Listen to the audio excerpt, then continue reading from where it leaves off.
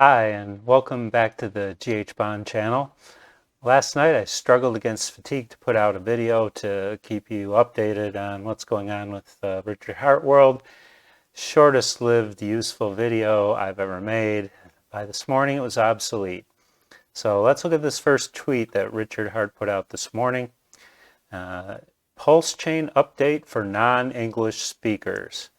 Now, Richard seems to get irritated by people who have trouble communicating because they don't speak proper English. So on top of the tech, he has to work with a language barrier, and he brings it up frequently. It's still being programmed, validator rotation, jailing, and more. So let's break that down. It's still being programmed. Programmed?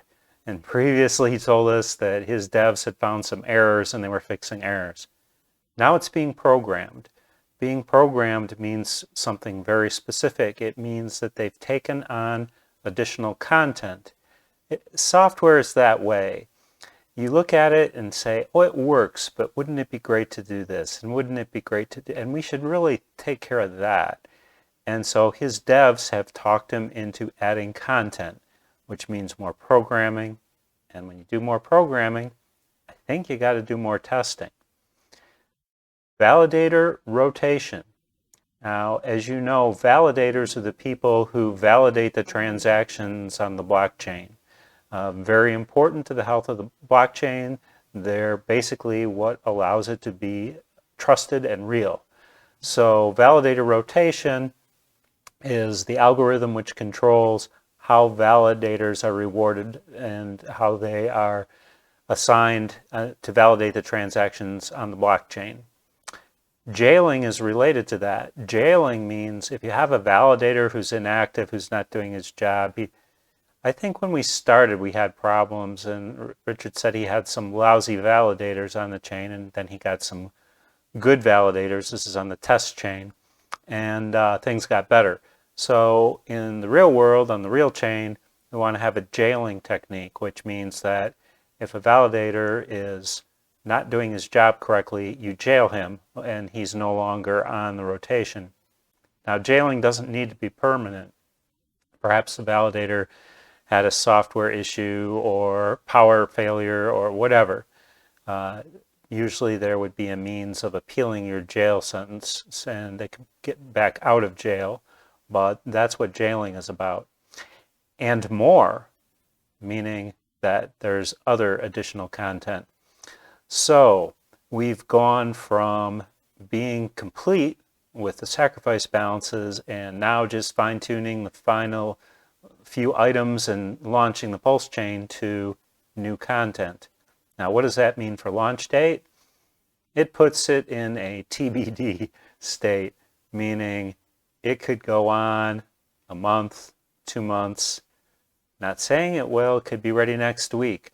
I'm just saying that it takes it out of the realm of a nearby launch and puts it into Richard has to give us an update. And if Richard doesn't give us an update because he doesn't want to be tied down to a date anymore, we're all just going to have to sit here and twiddle our thumbs and wait for launch.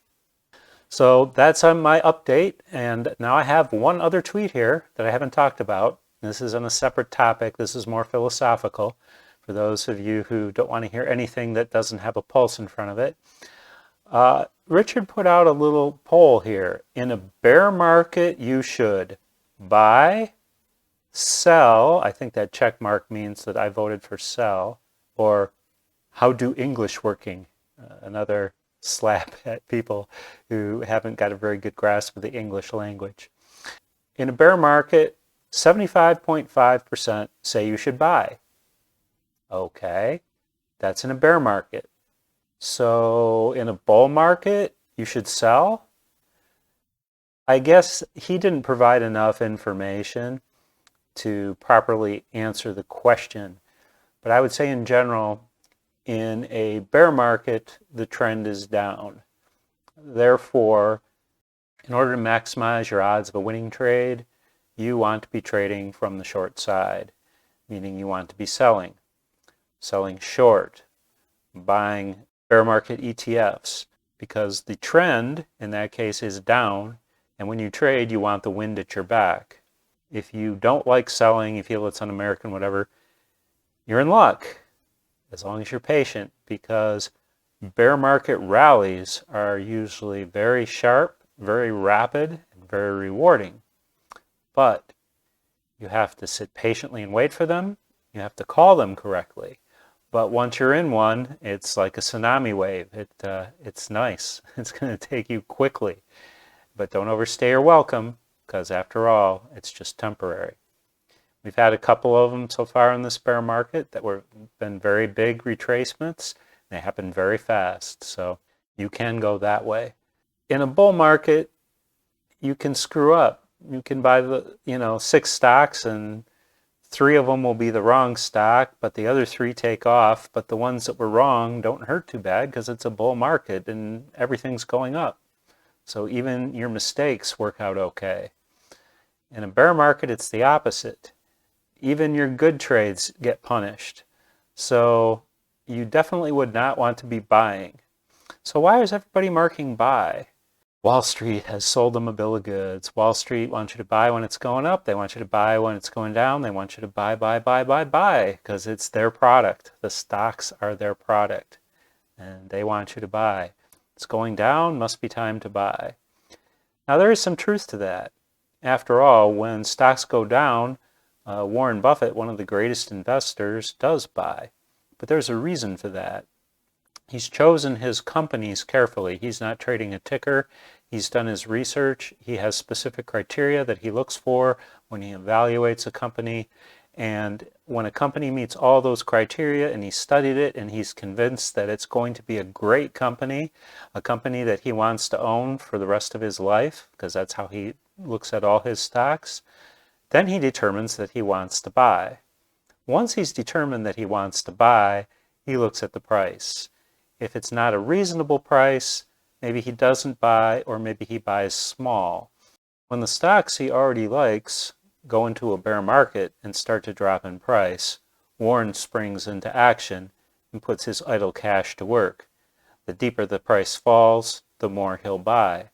Because after all, it's a company he wants, and now it's on sale.